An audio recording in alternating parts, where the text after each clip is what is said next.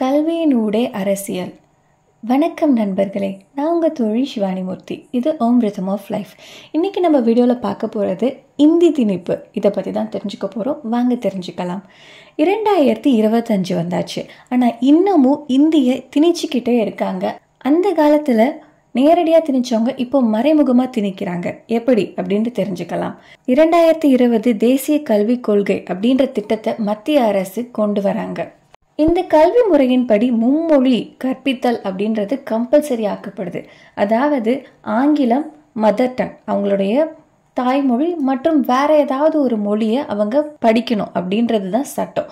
அந்த வேற ஏதாவது மொழின்னு சொல்றாங்களே, அது என்ன அப்படின்ட்டு கேட்டிங்கன்னா, இந்தியன் கான்ஸ்டியூஷன் படி 22 மொழிகள் கண்டறியப்பட்ட இந்திய மொழிகள் அப்படின்ட்டு இருக்குது. அந்த 22 மொழியில் ஏதாவது மொழியை எடுத்து வச்சு படிக்கலாம் அப்படின்ட்டு சொல்றாங்க.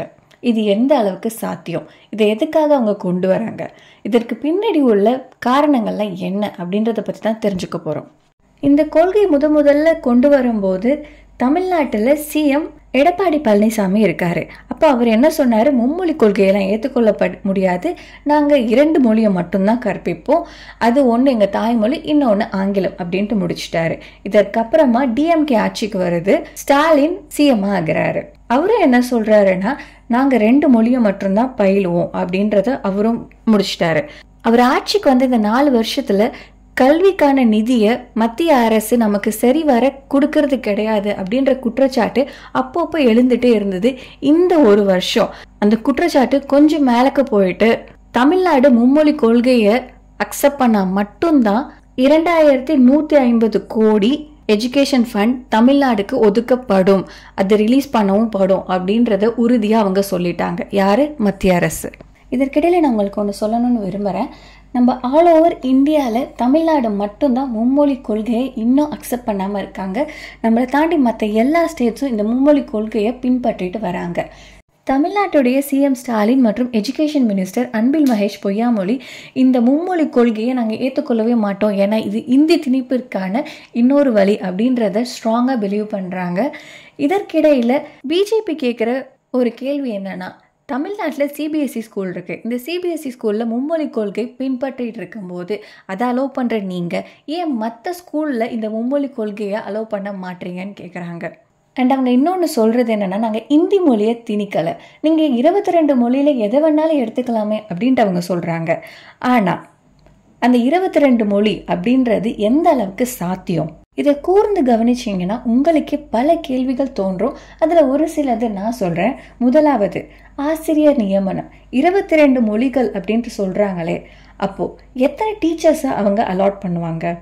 ஒருவேளை ஒரு பள்ளியில் மட்டுமே இந்த 22 மொழிகளை கற்கக்கூடிய பல மாணவர்கள் இருக்கிறாங்க அப்படின்னா, அப்போ அந்த 22 மொழிகளை மட்டுமே நடத்தக்கூடிய டீச்சர்ஸ் அவங்க அலாட் பண்ணுவாங்களா என்ன ஒரு பள்ளிக்காக?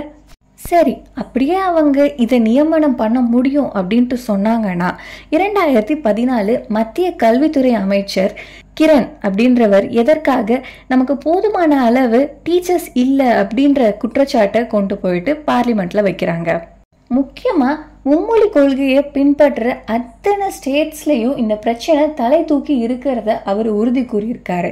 அப்படி இருக்கும்போது 22 மொழிகளை கற்கக்கூடிய மாணவர்களுக்கு எப்படி 22 மொழியை பயில்விக்கக்கூடிய ஆசிரியர்களை நியமிக்க அவங்களால முடியும்? இரண்டாவது, ஒரு ஸ்கூலில் ஒரு பையன் ஒரு லாங்குவேஜை சூஸ் பண்ணுறான், அதே ஸ்கூலில் இன்னொரு பையன் இன்னொரு லாங்குவேஜ் சூஸ் பண்ணுறான். இப்படி மாறி மாறி சூஸ் பண்ணும்போது அந்த ஸ்கூல் எப்படி அவங்களுக்கு டீச்சரை அலாட் பண்ணுது? இது எப்படி போகும் தெரியுமா?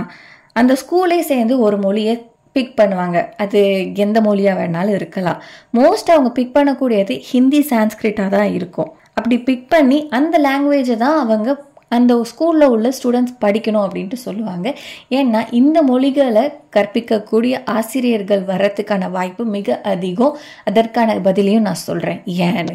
மூணாவது, ஏன் இந்த மொழி வேற ஒரு மொழியாக இருக்கக்கூடாது, அது ஹிந்தியா சான்ஸ்கிரிட்டாக மட்டும்தான் இருக்கும் அப்படின்ட்டு கேட்குறீங்கன்னா, 2019 2020க்குள்ளார எந்தெந்த மாநிலத்திலலாம் ஹிந்தி பேச மாட்டாங்களோ அந்த மாநிலத்தில் ஹிந்தி டீச்சர்ஸை இன்ட்ரடியூஸ் பண்ணுறதுக்கு அலாட் பண்ணப்பட்ட அமௌண்ட் மட்டுமே 50 கோடி. அதாவது 50 கோடி அமௌண்ட்டை அலாட் பண்ணி ஹிந்தியை கற்பிக்கக்கூடிய ஆசிரியர்களை அலாட் பண்ணப்பட்ட நம்ம மத்திய அரசு ஹிந்தி பேசக்கூடிய ஸ்டேட்ல மற்ற மொழிகளை கற்பிக்கக்கூடிய ஆசிரியர்களை நியமிக்கிறதுக்கு எந்த ஒரு மானியத்தையும் அவங்க ஒதுக்கல. 4வது கொஸ்டின், மற்ற ஸ்டேட், அதாவது தமிழ்நாடு இல்லாம மற்ற ஸ்டேட்ல தமிழை படிப்பாங்களா அப்படின்ட்டு கேட்டீங்கன்னா இது ரொம்ப ரொம்ப ரொம்ப அரிதான ஒரு விஷயம். ஏன் அப்படின்னு கேட்குறீங்கன்னா, மற்ற ஸ்டேட்ல ஆல்ரெடி அவங்க ஹிந்தியை படிச்சுட்டு இருக்காங்க. அப்போ ஹிந்திக்கு ரொம்ப ரொம்ப நெருக்கமான சான்ஸ்கிரிட்டை எடுத்து ஈஸியாக மார்க் எடுக்கிறதுக்கு பசங்க யோசிப்பாங்களா, இல்லை கஷ்டமான ஒரு மொழியை, இல்லை அவங்களுக்கு தெரியவே தெரியாத ஒரு மொழியை எடுத்து நான் படிக்கணும் அப்படின்றத யோசிப்பாங்களா? மோஸ்ட் இங்கே பசங்களும் சரி ஸ்கூலும் சரி மார்க்கை மட்டும்தான் யோசிப்பாங்க. அதன் அடிப்படையில் ஹிந்தி மற்றும் சான்ஸ்கிரிட் மட்டும்தான் அதிக அளவு மாணவர்களால் பிக் பண்ணப்படும் அப்படின்றத நான் சொல்லலை, நிறைய அறிஞர்கள் சொல்லிட்டு இருக்காங்க. இது எல்லாமே ஒரு பக்கம் இருக்கட்டும், மத்திய அரசான பிஜேபி ஏன் இந்த மும்மொழி கொள்கையை மும்முரமாக எல்லா இடத்துலையும் இன்ஃப்யூஸ் பண்ணிகிட்டே வராங்க? அதுவும் முக்கியமாக தமிழ்நாட்டில் இதை பண்ணியே ஆகணும் அப்படின்ட்டு அவங்க பிளாக்மெயில் பண்ணுற அளவுக்கு இருக்காங்க அப்படின்ட்டு கேட்டிங்கன்னா அவங்க சொல்கிற பதில், முதலாவது, நீங்கள் ஒரு வேளை ஹிந்தி கற்றுக்கிட்டீங்க அப்படின்னா மற்ற ஸ்டேட்டில் போய் ஒர்க் பண்ணுறதுக்கு உங்களுக்கு ஈஸியாக இருக்கும் அப்படின்ட்டு சொல்கிறாங்க. அப்படி இருக்கச்ச மாணவர்கள் அவங்க ஸ்கூல் படிக்கும்போது என்ன படித்தா என்ன வேலைக்கு போவோம் அப்படின்றதையே டிசைட் பண்ண முடியாத இருக்கும்போது, நான் இந்த மொழியை கற்றுட்டு இந்த ஸ்டேட்டில் தான் போய் ஒர்க் பண்ணுவேன் அப்படின்ட்டு அவங்க அப்பயே டிசைட் பண்ணி எப்போது ஆரம்ப கல்வியிலேருந்தே அவங்க நான் ஹிந்தி படித்து ஹிந்தி எங்கெங்கெல்லாம் பேசுகிறாங்களோ அங்கே போய் தான் வேலை செய்வேன் அப்படின்ட்டு இருப்பானா என்ன? ஒருவேளை அவன் ஹிந்தி பேசாத வேற ஒரு, ஃபார் எக்ஸாம்பிள் வேற ஏதோ ஒரு ஸ்டேட்டில் போயிட்டு வேற ஏதோ ஒரு கண்ட்ரியில் போயிட்டு ஒர்க் பண்ணுறான் அப்படின்னா அப்போ அங்கே உள்ள மொழியை தானே அவன் பேசி ஆகணும். அப்போ அவன் கற்றுக்கிட்ட ஹிந்தி என்ன ஆகும்? இதற்கு தமிழ்நாடு அரசு வேற ஒரு கொள்கையை சொல்றாங்க. அந்த கொள்கை என்னன்னா, இவருக்கு தேவைன்னு வரும்போது அவர் எந்த மொழியா வேணாலும் கத்துப்பாரு, ஆனா கல்வின்றது அத்தியாவசியம். முக்கியமா அவனோட தாய்மொழி வழி கல்வி, ஆங்கிலம் மற்றும் ஏதாவது ஒரு டெக்னாலஜி சம்பந்தப்பட்ட ஒரு கல்வி அவன் கத்துக்கிறான் அப்படின்னும் போது அவனுடைய ஃபியூச்சர் கெரியருக்கு அது ஹெல்ப்ஃபுல்லா இருக்கும் அப்படின்ட்டு தமிழ்நாடு அரசு மட்டும் இல்லை, நானும் சொல்றேன். மத்திய அரசு சொன்ன 2வது பதில், உணவு கேட்க மொழி வேண்டுமாம். எப்படியே நம்ம என்ன ஒவ்வொரு ஸ்டேட்டில் போயிட்டா நம்ம அந்தந்த பாஷையை தெரிஞ்சுட்டு அந்தந்த உணவுப் பொருள் தெரிஞ்சுட்டு போயிட்டு சாப்பாடு ஆர்டர் பண்ண போகிறோம். ஏன் சைகை மொழியோ இல்லை இங்கிலீஷோ இல்லை இந்த கை காட்டி இதுதான் வேணும் அப்படின்னு நம்மளால சொல்ல முடியாதா என்ன? இதுக்கு அந்த மொழியை கற்றுக்கிட்டு தான் போயிட்டு நம்ம அந்த ஃபுட் ஆர்டர் பண்ணணுமா? எது எப்படியோ இந்த மும்மொழி கொள்கை எதற்காக நம்ம அக்செப்ட் பண்ணோம் அப்படின்றத இன்னைய வரைக்கும் மத்திய அரசு ஒரு தெளிவான விளக்கம் கொடுக்கல. இது எல்லாத்தையும் தாண்டி நம்மளுடைய நிதியமைச்சரான நிர்மலா சீதாராமன் என்ன சொல்றாங்க தெரியுமா? அவங்க ஸ்கூல் படிக்கும்போது அவங்களால ஹிந்தி படிக்க முடியாமல் போச்சான். ஹிந்தியே படிக்காத நம்ம நிர்மலா சீதாராமன் இந்தியாவுடைய நிதியமைச்சராக இருக்காங்க, வெறும் ஆங்கிலம் மற்றும் பொருளாதாரம் படித்ததால. அதை தான் நம்ம பண்ணிகிட்டு இருக்கோம். தாய்மொழி ஆங்கிலம் மற்றும் டெக்னாலஜி ரிலேட்டடாக ஏதோ ஒரு படிப்பை நம்ம கற்றுக்கிறதன் மூலயமா நம்ம பெரிய பெரிய லெவலில் சாதிச்சுட்ருக்கோம். இது உண்மைதான். ஏன்னா தமிழ்நாட்டில் தான் இந்தியாவிலேயே 49% மேற்படிப்பு படிக்கிறதுக்கான விகிதம் அதிகமாயிட்டு இருக்குது. அதுலேயும் 42% பெண்கள் ஐடியில் ஒர்க் பண்ணிருக்காங்க தமிழ்நாட்டில். அது எல்லாத்தையும் தாண்டி ஏபிஜே அப்துல் கலாம்ல இருந்து வீரமுத்துவேல் வரைக்கும் இஸ்ரோவில் ஒர்க் பண்ணுற சயின்டிஸ்ட் நம்ம தாய்மொழி தமிழ் வழி கல்வியை கற்றவங்க. இவ்வளோ பேசிகிட்டு இருக்கோம். இன்னைக்கு அமெரிக்காவை ஆண்டுட்டு இருக்க ட்ரம்ப்போடைய ஆட்சியில் பல சாதனையாளர்கள் பல ஆட்சியாளர்கள் அங்கே இருக்கிறவங்க நம்மளுடைய இருமொழி கொள்கையை பின்பற்றி படித்தவங்க தான். பல தமிழர்கள் அங்கே வேலை செஞ்சுட்டு இருக்காங்க. இது போல உலகம் முழுக்க சாதனை படைச்சிட்டு இருக்க தமிழர்கள் அத்தனை பேரும் மும்மொழியை பயில, அதற்கு பதிலாக இருமொழி கொள்கை மற்றும் ஏதோ ஒரு டெக்னாலஜி அவங்க கற்றுக்கிட்டதால தான் இன்னைக்கு இவ்வளோ சாதனைகள் அவங்க செஞ்சிட்டு இருக்காங்க. இதை இவங்களால மறுக்க முடியுமா?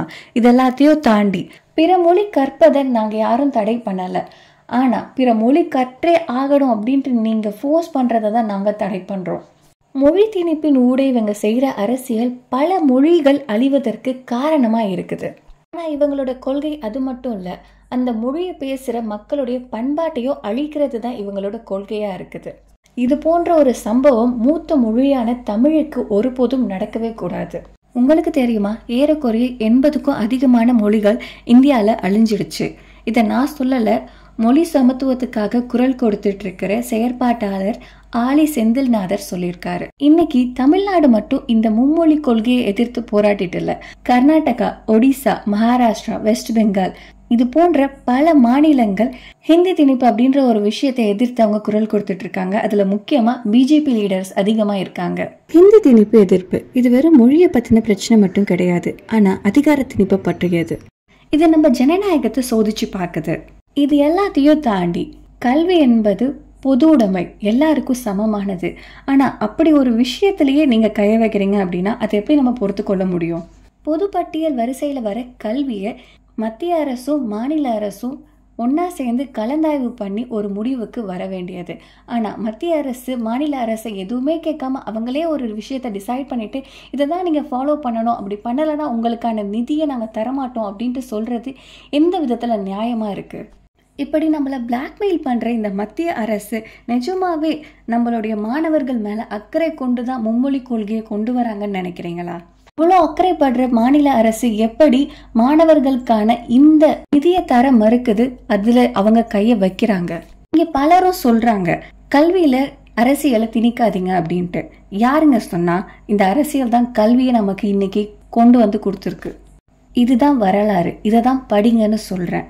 5000 வருடம் பழமையான நம்ம தமிழை அழிக்கிறதுக்கு இவங்க செய்யற சதிதான் இந்த மும்மொழி கொள்கை அப்படின்னு சொல்லி இந்த காணொலியை நான் முடிச்சுக்கிறேன்.